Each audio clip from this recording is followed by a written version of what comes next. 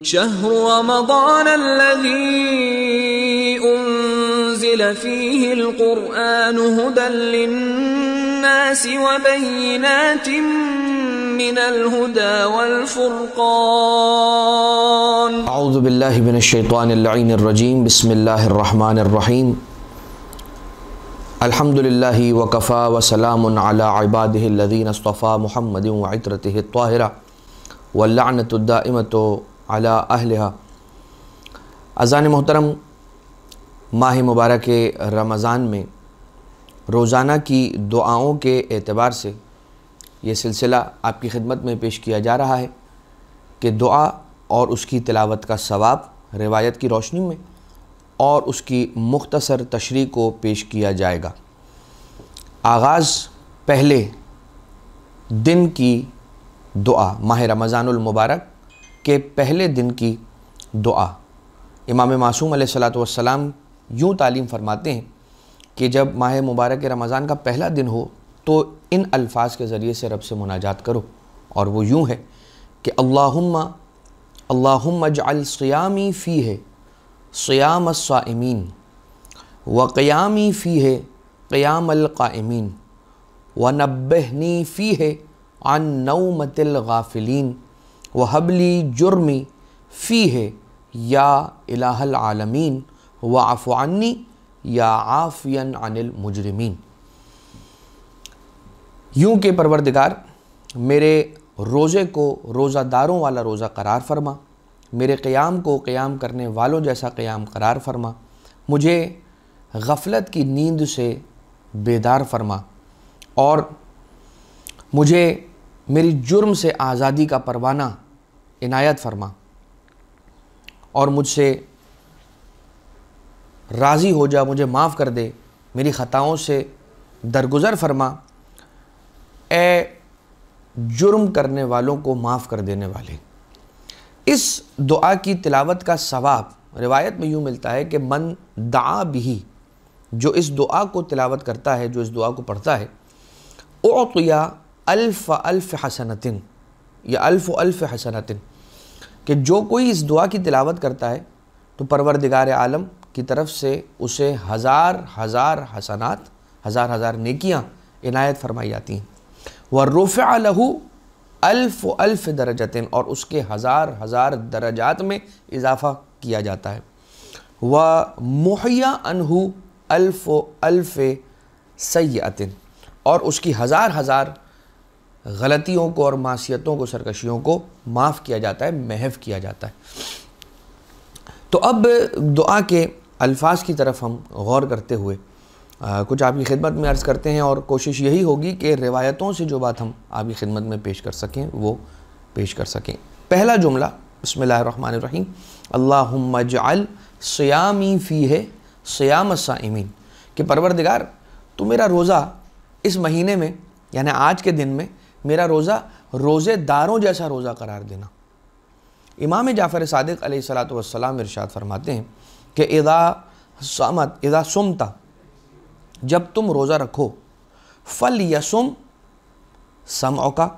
یا سَمْعَكَ وَبَصَرُكَ وَشَعْرُكَ وَجِلْدُكَ۔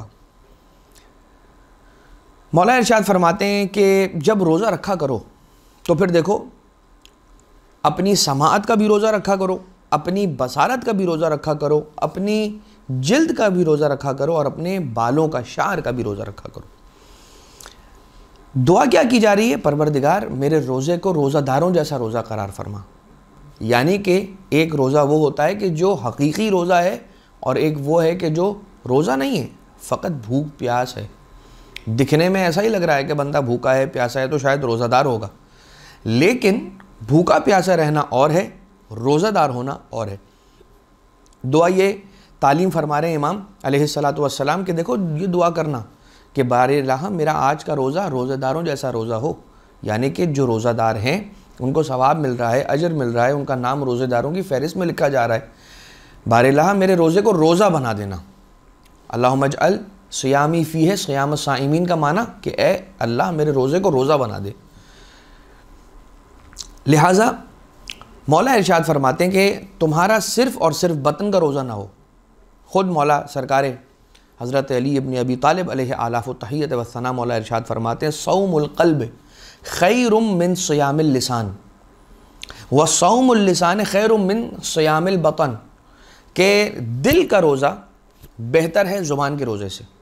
اور زبان کا روزہ بہتر ہے پیٹ کے روزے سے۔ تو پیٹ کا روزہ کیا ہے؟ بھوکا پیاسا رہنا۔ صوم اللسان کیا ہے؟ زبان کا روزہ رکھنا۔ زبان کا روزہ کیا ہے؟ جھوٹ نہ بولنا، غیبت نہ کرنا، برائی نہ کرنا، کسی کی چغلی نہ کھانا وغیرہ وغیرہ، اور بہت ساری چیزیں، تہمت نہ لگانا، افتراء نہ کرنا، یہ زبان کا روزہ ہے۔ اور اس سے بھی بہتر کیا ہے؟ صوم القلب، دل کا روزہ، یعنی کہ دل ہر وقت مصروف ذکر الہی میں رہے،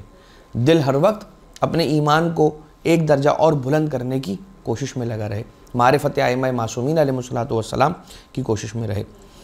لہٰذا پروردگار میرے روزے کو روزہ داروں جیسا روزہ قرار فرما۔ اسی طرح سے پھر یہ ہے جملہ کہ میرے قیام کو قیام کرنے والوں جیسا قیام بنا دے۔ ایسا نہ ہو کہ میں نماز میں تو کھڑا ہوں مگر یہ میری نماز فقط اٹھک اور بیٹھک ہو، اٹھنا اور بیٹھنا ہو، صرف ایک بظاہر ایک ایکسرسائز ہو، اور حقیقت میں وہ کوئی نماز نہ بنے یا کوئی قیام نہ بنے، تیری بارگاہ میں قیام بن کر نہ پہنچے، تیری بارگاہ میں کہیں ایسا نہ ہو کہ میرا قیام فقط اٹھنا اور بیٹھنا ہو، ایک ایکٹیویٹی، ایک ایکسرسائز ہو۔ وَنَبِّهْنِي فِيهِ عَن نَوْمَةِ الْغَافِلِينَ بار الہ، آج کے دن کے روزے کے صدقے میں تجھے یہ واسطہ دیتا ہوں اہل بیت اطہار کا کہ مجھے غافلوں کی نیند سے، غفلت کی نیند سے بیدار کرنا۔ کہیں ایسا نہ ہو کہ میں یہ جانتے ہوئے بھی کہ اتنی عظیم ساعتیں ماہ مبارک کی گزر رہی ہیں اور گزری جا رہی ہیں، اور میں اپنی آنکھوں کو قرآن کریم کی آیتوں کو دیکھنے کے ذریعے سے منور نہ کر رہا ہوں، اپنی زبان کو قرآن کریم کی تلاوت کے ذریعے سے میں منور اور مزین اور معطر نہ کر رہا ہوں، اپنے وقت کو ضائع کر رہا ہوں، چاہے موبائل پر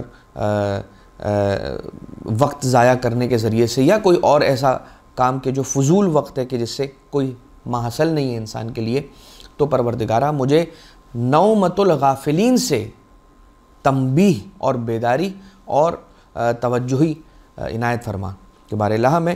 کہیں ایسا نہ رہے کہ یہ عظیم ساعتیں، کہ جو عظیم ساعتیں کون سی؟ ماہ رمضان کی عظیم ساعتیں، خطبہ شعبانیہ میں رسالت مآب صلی اللہ علیہ وآلہ وسلم نے جو ارشاد فرمایا کہ انفاسکم فیہ تسبیح نومکم فیہ عبادہ، کہ تمہارا اس کے اندر سانس لینا اللہ کی تسبیح شمار ہوتا ہے، تمہارا سو جانا اللہ کی عبادت تصور کیا جاتا ہے۔ تو یقیناً انسان یہ سوچے کہ جس مہینے میں سانس لینا تسبیح کا ثواب دے، اس میں تسبیح کرنے کا کیا ثواب ہوگا، اور جس مہینے کی گھڑیوں کے اندر سو جانا عبادت ہو، اس مہینے میں عبادت کرنے کا کیا ثواب ہوگا۔ لہٰذا انسان یہی دعا کرے کہ نومۃ الغافلین سے مجھے بیداری ملے۔ وَحَبْ لِي جُرْمِي فِيهِ یا الہ العالمین، اور مجھے میری جرم سے آزادی اور مغفرت عنایت فرما، عفو درگزر کر دے پروردگار۔ وَعْفُ عَنِّي یا عَافِيًا عَنِ الْمُجْرِمِينَ، اور مجھے معاف کر دے اے مجرمین کو معاف کر دینے والے۔ پروردگار تو نے کتنے بڑے بڑے مجرموں کو معاف کر دیا، میں تیرا ایک چھوٹا سا مجرم ہوں، ہاں مگر مجرم ہوں، تیرا مجرم ہوں، تیری معصیت کی ہے، تیری مخالفت کی ہے، تیرے امر کے خلاف گیا ہوں، مگر پروردگار ہوں تیرا بندہ، تیری مخالفت کی ہے، تیری معصیت کی ہے، ہاں کی ہے، میرے نفس نے مجھے بہکا دیا، خواہشات نفس نے مجھے راستے سے ہٹا دیا، مگر ہوں تیرا بندہ پروردگار، لہٰذا مجھے وَعْفُ عَنِّی، مجھ سے درگزر فرما، یا عَافِيًا عَنِ الْمُجْرِمِينَ۔ اب یہاں پر حضرت عیسیٰ علیہ السلام کے اعتبار سے ملتا ہے کہ انہوں نے رب سے مناجات کی، حضرت عیسیٰ علیہ السلام نے،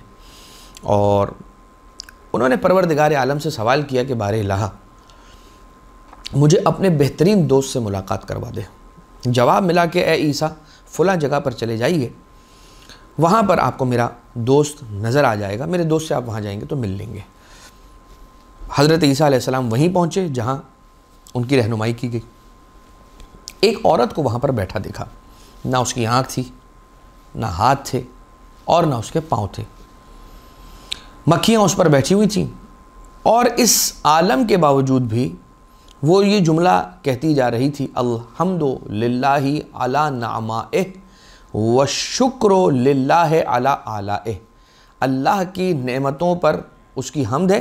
اور اس کی آلاء پر اس کا شکر ہے۔ ایک مرتبہ حیرت زدہ ہوئے اور حضرت عیسیٰ علیہ السلام نے سوال کیا کہ اے عورت، تیرا عالم یہ ہے کہ تیری آنکھیں نہیں ہیں اور تیرے ہاتھ نہیں ہیں، تیرے پاؤں نہیں ہیں، مکھیاں تجھ پر بیٹھی ہیں، تجھ کو تنگ کرتی جا رہی ہیں، بھن بھنائی جا رہی ہیں، اور تو کسی ایک مکھی کو ہٹا نہیں سکتی کہ تیرے ہاتھ نہیں ہیں، پھر بھی تو اتنی مشکل صورتحال میں جب بیٹھی ہے تو یہی کہتی جاتی ہے الحمدللہ علی نعمائہ والشکر للہ علی آلائہ۔ تو سلام کیا، جب پہلے سلام کیا حضرت عیسیٰ علیہ السلام نے کہ تجھ پر سلام ہو، جواب سلام کیا دیا اس عورت نے، وعلیک السلام یا روح اللہ۔ حضرت عیسیٰ علیہ السلام کو ان کے لقب سے پکارا، آنکھیں نہیں ہیں، دیکھ نہیں پا رہی، مگر جان گئی کہ کون آیا ہے، حضرت عیسیٰ۔ سوال کیا حضرت عیسیٰ نے کہ تجھے کیسے پتہ چلا کہ میں ہوں؟ کہا کہ جس دوست نے آپ کو میری طرف بھیجا ہے، میری رہنمائی، میری طرف رہنمائی فرمائی ہے، اسی دوست نے مجھے بتایا کہ آپ میری طرف آ رہے ہیں۔ اور اس کے بعد پھر پلٹ کر پوچھا حیرت زدہ ہو کے حضرت عیسیٰ علیہ السلام نے کہ آپ کا یہ عالم ہے، پھر بھی آپ اللہ کی حمد کر رہی ہیں، ثنا کر رہی ہیں اور اسی کے اندر مشغول ہیں؟ تو کہا کہ پروردگار عالم نے جو مجھ پر فضل کیا ہے، مجھے نہ آنکھیں نہیں دی، مجھے ہاتھ نہیں دیے اور مجھے پاؤں بھی نہیں دیے، اور میں کہتی ہوں اچھا ہے کہ نہیں دیے۔ اگر آنکھیں ہوتی تو میں اس سے نامحرموں کو دیکھتی، اگر ہاتھ ہوتے تو میں اس سے وہ گناہ کرتی، اور پاؤں ہوتے تو میں اس سے حرام جگہوں پر چلی جاتی۔ پروردگار عالم نے مجھے محفوظ رکھ لیا ان تینوں چیزوں کے نہ دینے کے ذریعے سے۔ اگر یہ نہیں دیا تو کیا دیا ہے؟ مجھے دل دیا ہے کہ جو ذکر کرنے والا ہے، مجھے ایک دل دیا ہے جو اس کا ذاکر ہے، ایک زبان دی ہے جو اس کی شاکر ہے، اور ایک بدن دیا ہے جو اس کا صابر ہے۔ اگر آنکھیں ہوتی تو مجھ سے فلاں گناہ ہو جاتے، یوں ہو جاتے۔ اور اس کے بعد حضرت عیسیٰ علیہ السلام سے یہ خاتون جو وہاں پر ایک بیابان میں بیٹھی ہوئی ہے، وہ یہ کہتی ہے کہ یہ وہ نعمت ہے کہ جو پروردگار عالم نے اور کسی کو نہیں دی ہے۔ اب یہاں پر رک کر ایک بات میں ضرور حاشیے کے طور پر عرض کرنا چاہوں گا، اور وہ یہ کہ اس کے معنی یہ نہیں ہے کہ ہم سارے کے سارے اس بات کی دعا کرنا شروع کر دیں کہ ہمارے بھی ہاتھ نہ ہوں، ہمارے بھی پاؤں نہ ہوں، ہماری بھی آنکھیں خدا نخواستہ نہ ہوں۔ ایسا نہیں ہے، ان کی آنکھیں نہیں تھیں اور پھر بھی وہ حمد کر رہی ہیں، وہ ایک الگ سچویشن ہے۔ معاشرے میں رہ کر انسان اگر اپنے آپ کو بچاتا ہے تو یقیناً اپنے آپ کو کسی ایک گوشہ نشین بنانے کے بعد، کسی ایک کونے کے اندر اپنے آپ کو چھپا لینے کے بعد اللہ کی عبادت کرنے والے کی نسبت یہ والا جو شخص ہے کہ جو معاشرے میں رہ کر آنکھیں رکھ کر اور نامحرموں کی طرف نگاہ کرنے کا اختیار رکھنے کے باوجود انسان وہ حرام کام نہ کرے اور وہ گناہ نہ کرے، تو پھر یہ کمال کی بات ہے۔ یہی وجہ ہے کہ پھر اس کا ثواب اور اس کا مقام اور اس کی فضیلت ان افراد سے بڑھ جاتی ہے کہ جو اپنے آپ کو عابد بنا کر ایک کونے کے اندر بٹھا لیا کرتے ہیں، اس سے زیادہ اس کی فضیلت ہو جاتی ہے۔ تو بس اس دعا کے ساتھ کہ پروردگار عالم ہمیں اپنا شکر گزار قرار دے بندہ، ہمارے روزے کو روزے داروں جیسا روزہ، ہمارے قیام کو قیام گزاروں جیسا قیام، اور ہماری حمد کو حمد کرنے والوں جیسی حمد قرار دے، اور ہمیں اپنی رحمت اور مغفرت کے صدقے میں تمام ہی گناہوں سے ہمیں آزادی عنایت فرمائے، اور ہمارے لغزشوں سے پروردگار عالم درگزر فرمائے۔ وما علینا الا البلاغ المبین وصلی اللہ علی محمد وآلہ الطاہرین۔